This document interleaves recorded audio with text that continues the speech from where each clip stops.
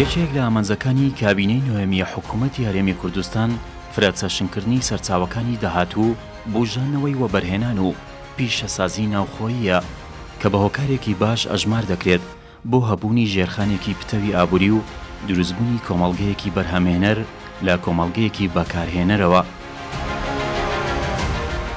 بۆ فرەجۆرکردنی سەرچاوەکانی داهات لە زۆر لایەنەوە هەوڵەکان چڕکراونەتەوە و ئاستی وەبەرهێنانی ناوخۆیی ڕۆژ لە دوای ڕۆژ لە بەرزبوونەوەدایە. لە بواری سامانی ئاژەڵ و تایبەتتر لە بواری سامانی پەلەوەر لەم کابینەیەدا ئاستی بەرهەمهێنانی پرۆژەکان بەرزبوونەوەی بەرچاویان بەخۆیەوە بینیوە. ڕۆژانەش ئاستی بەرهەمهێنان لە کێڵگە پەلەوەریەکان لە بەرزبوونەوەدایە. لەم بەرنامەیەدا تیشک دەخەینە سەر بوارەکانی پەلەوەری تا چەند توانراوە ئەم سێکتەرە بگات بە ئاستی پڕکردنەوەی خواستی بازاڕی ناوخۆیی، لە دواییشدا هەناردەی بەرهەمەکان بۆ دەرەوەی هەرێمی کوردستان.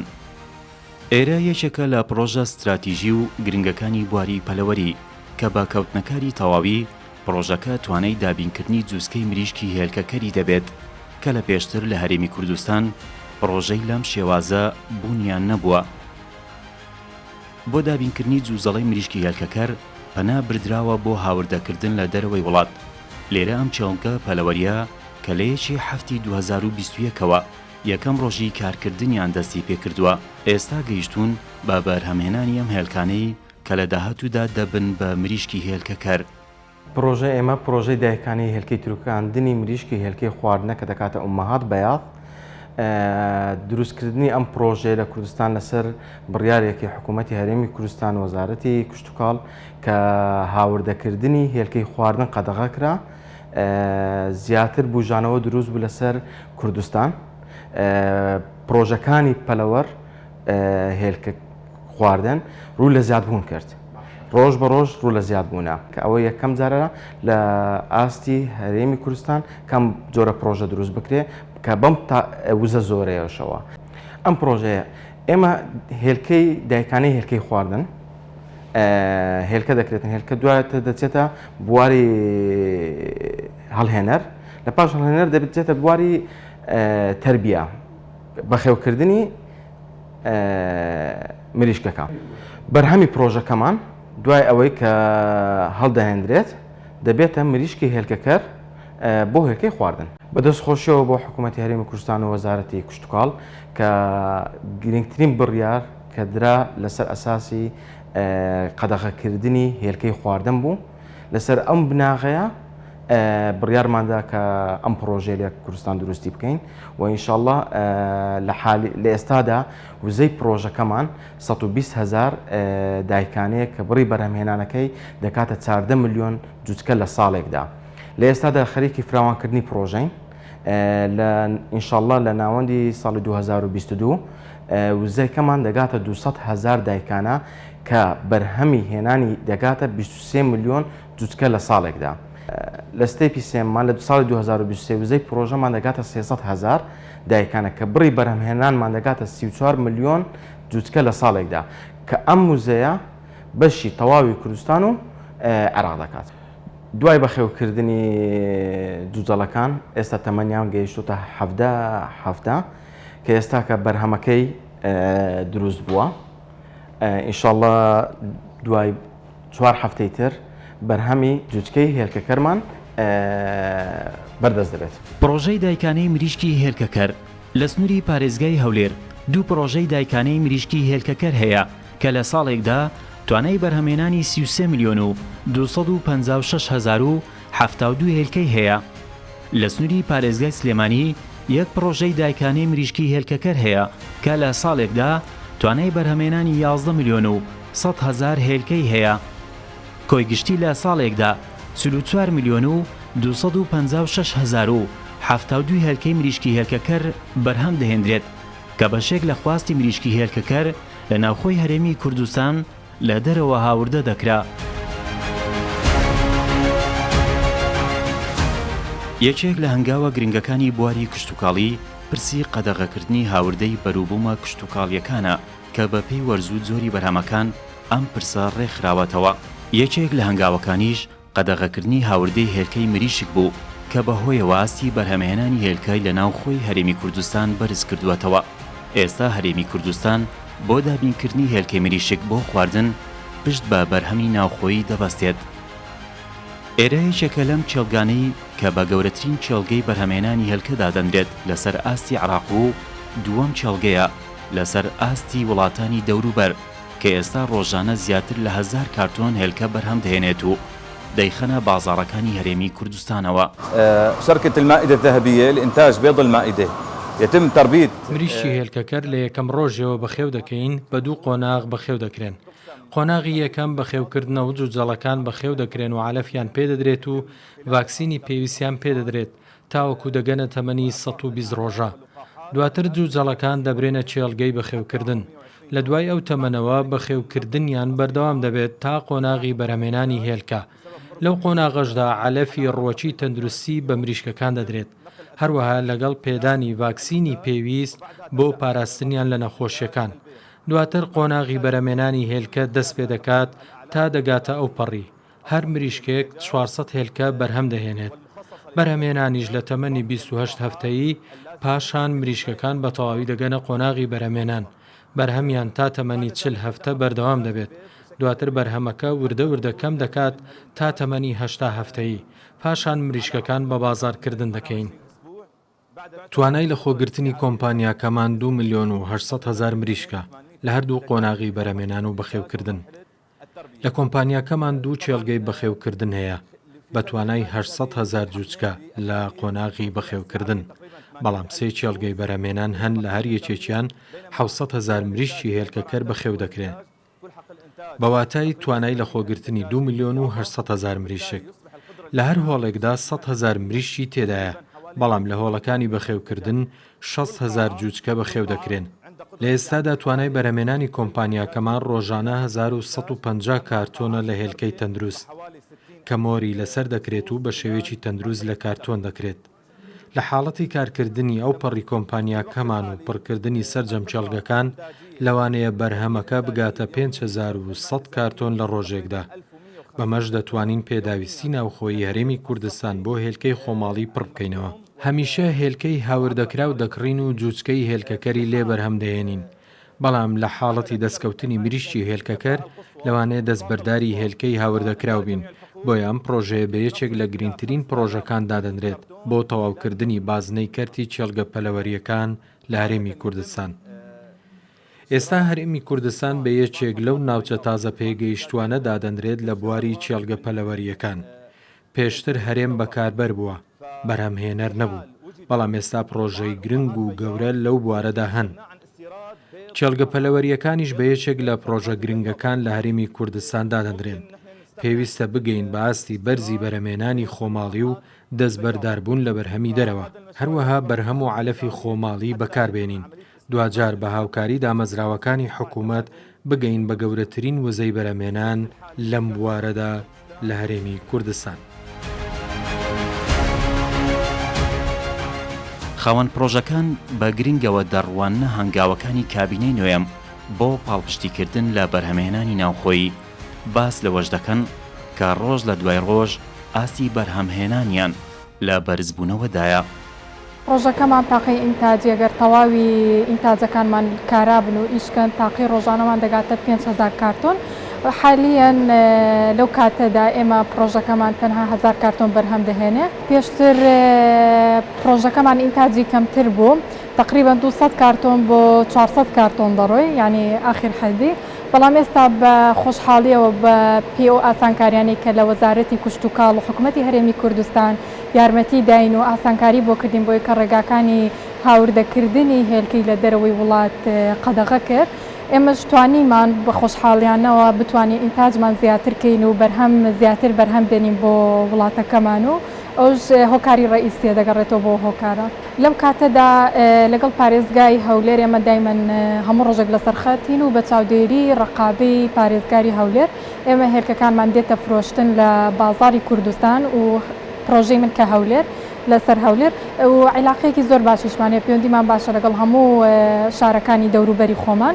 بەڵام ئێمە یەکەم جار بەپێی پارێزگاری هەولێر کە 170 ئینتاجمان دابش دەکەین بەسەر هەولێر، سەتاسیەکەشی بە پێی یاسا و ڕێنماییەکانی پارێزگاری هەولێر و حکوومەت ئێمە دەینێرین بۆ هەر شارێک کە مەبەستمانە یاخود بزانین کە لەوێ سعری هێلکە بەرز بۆ تۆ یاخود پێویستیانە ئێمە دەینێرین. هێلکەی خۆمان کە لە پرۆژەکانی خۆمان بەرهەم دەهێنرێت بە کواڵەتێکی زۆر باشترە، بۆی کێمە لەبەر چاوی خۆمان بە پێی چاودێری وەزارەتی کوشت و کاڵ و ڤێتەرنەری و هەروەها پارێزگاری هەولێر ئاگادارن کە ئێمە چنەوە عەلەفێکیان بۆ بەکاردێنین لە خواردن، لە سکیوریتی و لە بایۆ سکیوریتی پرۆژەکان و چ شتێکیان دەدەینێ و ئەوە طبعاً کە ئێمە مقارنەیەکین بەوەی کە لە دەرەوەی وڵات دەهات فەرقی زۆرە. ئێمە باشترە چکە ئێمە دەزانین لە چ تاریخێک دروست کراوە، تاریخی ئەکسپایر و ڕۆژیانی ئەو ڕۆژێک کە لێی دروست بووە. ڕێژەی پەلەوەری هێلکەی خواردن لە هەرێمی کوردستان پێشمانگی هەفتی 2019 لە سنووری پارێزگای هەولێر 8 پرۆژەی پەلەوەری هێلکەی خواردن هەبووە. لە سنووری پارێزگای سلێمانی هیچ پرۆژەیەکی پەلەوەری هێلکەی خواردن نەبووە. لە سنووری پارێزگای دهۆکیش 2 پرۆژەی پەلەوەری هێلکەی خواردن هەبووە. لە سنووری پارێزگای هەڵەبجە هیچ پرۆژەیەکی پەلەوەری هێلکەی خواردن نەبووە. لە سنووری گەرمیان 1 پرۆژەی پەلەوەری هێلکەی خواردن هەبووە. کۆیگشتی لە هەرێمی کوردستان 11 پرۆژەی پەلەوەری هێلکەی خواردن هەبووە بە توانای بەرهەمهێنانی 1 ملیار و 311 ملیۆن و 250 هزار هێلکە لە ساڵێکدا. ڕێژەی پەلەوەری هێلکەی خواردن لە هەرێمی کوردستان لە مانگی هەفتی 2019 تا 1/11 2021 لە سنووری پارێزگای هەولێر 10 پرۆژەی پەلەوەری هێلکەی خواردن هەیە. لە سنووری پارێزگای سلێمانی 3 پرۆژەی پەلەوەری هێلکەی خواردن هەیە. لە سنووری پارێزگای دهۆک 4 پرۆژەی پەلەوەری هێلکەی خواردن هەیە. لە سنووری پارێزگای هەڵەبجە هیچ پرۆژەیەکی پەلەوەری هێلکەی خواردن نییە. لە سنووری گەرمیانیش 1 پرۆژەی پەلەوەری هێلکەی خواردن هەیە. کۆیگشتی هەرێمی کوردستان 11 پرۆژەی پەلەوەری هێلکەی خواردن هەیە بە توانای بەرهەمهێنانی 2 ملیار و 309 ملیۆن و 369 هزار و 500 هێلکە لە ساڵێکدا. قەدەغەکردنی هاوردەی بەرووبوومە کشتتوکاڵیەکان بە بڕیارەکانی حکوومەت و وەزارەتی کشتتوکاڵ لەگەڵەوەی لە زۆر لایەنەوە کاریگەری هەبووە لە پاڵپشتیکردنی پیشەسازی ناوخۆیی. ئێستاوە بەرهێنەرانی ئەم بوارە بەهۆی بەرزبوونەوەی ئاستی بەرهەمهێنانیان بەرجەستەی کاریگەریەکانی ئەم جۆرە بڕیارانە دەکەن لە پرۆژەکانیان. بەهۆشیانەوە هەلیکاری زیاتر ڕەخسێنراوە لە پرۆژە جۆرا و جۆرەکان. ئێرە پرۆژەی سەربڕخانەی پەلەوەریە. ڕۆژانە لەم پرۆژەیەدا نزیکەی 7 تۆن گۆشتی مریشکی فرێش بەرهەم دەهێنرێت کە لە چێڵگە ناوخۆییەکانەوە پەروەردەکراون. سەربڕخانەکەمان سەربڕخانەیەکە کە لە کوردستان بەرهەمی خۆماڵی دەهێنیتە بەرهەم. نزیکەی بە کارمەند و بەکرێکارەوە لەوانەیە 100 کەس ئیشی تێدا بکە. لە پرۆسەکە ژوایە لە هێنانی مریشکە زیندووەکە ئینجا سەربڕینەکە و پارچە پارچەکردنەکە و لە چیزکردن و لە تەغلیفکردنەکەی و هەتا دەگاتە بارکردن و تەوزیعکردن بەسەر مارکێت و مۆڵ و ڕێستورانتەکان. کرێکارێکی زۆر کاری تێدا دەکات، خێزانێکی زۆر تێیدا سوودمەند دەبی، بەرهەمێکی ناوخۆییە. لێرەدا دەمەوێت باسی ئەوە بکەم کە تەمەنی کابینەی نوێمی حکوومەتی هەرێمی کوردستان نزیکەی 3 ساڵ دەبێت. لەو کابینەیە زۆر جەخت لەسەر بەرهەمی ناوخۆ کراوە، زۆر فۆکەس خراوەتە سەر بەرووبوومە ناوخۆییەکانی هەرێمی کوردستان. لێرەدا دەمەوێت ئەوە باس بکەم ئەگەر ئامانجەکە لە بۆ نزیکەی 100 هەوڵی ئەوە درابێ پێکانی تێدا دروست بوو بێ، لەوانەیە هەتا ئێستا نزیکەی 140 هەتا 150 وەزارەتی کشتتوکاڵ لە کابینەی نوێمی حکوومەتی هەرێمی کوردستان توانیتی کە ئەو هەدەفە یان ئەو ئامانجە بپێچێ. بە تاکید ئەو نووسراوە فەرمی کە لە وەزارەتی کشتتوکاڵ حکوومەتی هەرێمی کوردستان کابینەی نوێم زەختی لەسەر کراوە و دەرچوو وای کرد کە لە خاڵە سنووریەکان قەدەغەی بەرووبوومی هاوردە بکرێت. طبعاً کە بەرووبوومی هاوردە قەدەغە کرا زەخت لەسەر بەرووبوومی ناوخۆ دەکرێت، لەسەر بەرووبوومی خۆماڵی دەکرێت. بەڵام دەبی ئەوە بزانین کە لە هەندێک یان بەشێک لە خاڵە سنووریەکان زۆر بەداخەوە خەڵکی چاوچنۆک، خەڵکی کە چاوی لە تەهریب و لە تەزویرە وا دەکە ئەو هاوردە داخلی هەرێمی کوردستان بکە بە شێوەی ناڕەسمی کە ئەوە ژوا دەکا بەرووبوومە ناوخۆییەکان نەتوانن بە کەیفی خۆیان یان بە تەواوی بە ئینتاج و بە بەرهەمهێنانی خۆیان کار بکەن. حکوومەتی ناوەندی هەتا ئێستا قبوڵی بەرهەمەکانی هەرێمی کوردستانی نەکردووە. هۆکارەکەی ئەوەیە کوالیتیەکەمان زۆر باشە. ئێمە بەشداریمان کردو لە پێشانگەکانی شاری بەغدا و ئەوان کوالیتیەکەیان زۆر پێ باشە لە ڕووی بەرهەمهێنانەوە زۆر معجزیبن بە بەرهەمهێنانی هەرێمی کوردستان. بەڵام هەتا ئێستا ئەوان لەسەر ئەو قەناعەتن کە کوردستان چۆن دەتوانێت ئەو بەرهەمە بهێنرێ. بۆ کوالیتیەکەی کوردستان باشتر لە کوالیتی شارەکانی ناوەڕاست و خوار و عێراق. بۆ دەبێت ئێمە ئاستی بەرهەمهێنانمان زیاتر بێت. تەبعەن وەڵامەکەی زۆر ئاسانە. ئەو کەش و ئاو هەوایەی کە لە ڕووی ئەمنیەوە لە ڕووی ئاسایشەوە دابین کراوە لە کوردستان بەڕاستی ئەو کەش و هەوایە لەوێ نەڕەخساوە. ئەو هۆکارێکی سەرچیە. ئەو ئازادی کە لێرە هەیە لەوانەیە لەوێ ئازادی بەردەستە نەبێت. ئێمە پێمان وایە و کەش و هەوای هەرێمی کوردستانیش بۆ بەرهەمهێنانی مریشت زۆر لەبارە. کوردستان شارەکان و ئاو هەوایەکانمان سیایەکانمان سەرچاوی ئاوەکانمان بۆ زۆر ڕەخساون زۆر لەبارن لە بۆ بەرهەمهێنانی مریشت. هەوڵەکان زۆر بەردەوامن بۆ پیشەسازیکردنی هەرێمی کوردستان. دەکرێت ناو لە هەولێر بندرێ. هەولێر شارێکی پیشەسازیە بۆ هەموو عێراق. هەولێر سەبەتەی خۆراکە بۆ هەموو عێراق. هەولێر دەتوانێت ئاسایشی خۆراکی خۆی دابین بکە بۆ هەموو کوردستان و دەتوانێت ئاسایشی خۆراکی عێراقیش دابین بکە. ئەگەر هەوڵەکان هەتا سەر بن بۆ پیشەسازیکردنی هەرێمی کوردستان دەتوانین هەناردەی دەرەوەی عێراق و دەرەوەی هەرێمی کوردستانیش بکرێت. پاڵپشتیکردنی پیشەسازی ناوخۆیی لەگەڵ بەرزبوونەوەی ئاستی بەرهەمهێنانەکان کاریگەری زۆری لەسەر ڕەخسانی هەلیکاری زیاتریش هەبووە. ئێمە هەروەکو برایان کەی منتیقەینە بەخۆم 36 سال هەتا 37 ساڵی لێرەمە ئیش دەکەین و ئەو پرۆژەیە داوا لە حکومەتش دەکەین چەند پرۆژێ ئەوها زیاد بکە خەڵکەکە بێکار نابی بێئیش نابی لەو خەڵکەکەی. ئێستا لەو دوسێ ساڵەی مەزەرەکەمان ئیشی زیاترە لە سای سەرێمی حکومەتی هەرێمی کوردستان و خەڵکیش زیاتر هاتە کنمان لە بۆ ئەوەی کە ئیش بکاتن و ئەمەش وەکو برایان ئیش دەکەن. ڕێژەی پەلەوەری گۆشت لە هەرێمی کوردستان پێشمانگی هەفتی 2019 لە سنووری پارێزگای هەولێر 493 پرۆژەی پەلەوەری گۆشت هەبووە. لە سنووری پارێزگای سلێمانی 602 پرۆژەی پەلەوەری گۆشت هەبووە. لە سنووری پارێزگای دهۆک 288 پرۆژەی پەلەوەری گۆشت هەبووە. لە سنووری پارێزگای هەڵەبجە 30 پرۆژەی پەلەوەری گۆشت هەبووە. لە سنووری گەرمیانیش 114 پرۆژەی پەلەوەری گۆشت هەبووە. کۆی گشتی لە هەرێمی کوردستان 1527 پرۆژەی پەلەوەری گۆشت هەبووە. ڕێژەی پەلەوەری گۆشت لە هەرێمی کوردستان لە مانگی هەفتی 2019 تا 1/11/2021 لە سنووری پارێزگای هەولێر 41 پرۆژەی نوێی پەلەوەری گۆشت هەیە. لە سنووری پارێزگای سلێمانی 76 پرۆژەی نوێی پەلەوەری گۆشت هەیە. لە سنووری پارێزگای دهۆک 36 پرۆژەی نوێی پەلەوەری گۆشت هەیە. لە سنووری پارێزگای هەڵەبجە 4 پرۆژەی نوێی پەلەوەری گۆشت هەیە. لە سنووری گەرمیانیش 36 پرۆژەی نوێی پەلەوەری گۆشت هەیە.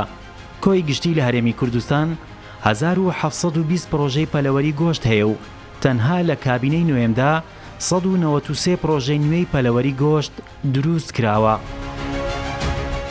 لەگەڵ بەڕێوەبەری سامانی ئاژەڵ لە هەرێمی کوردستان قسە دەکەین بۆ خستنە ڕووی پلانەکانیان و زانینی ئاستی پرۆژەکانی بواری پەلەوەری لە هەرێمی کوردستان.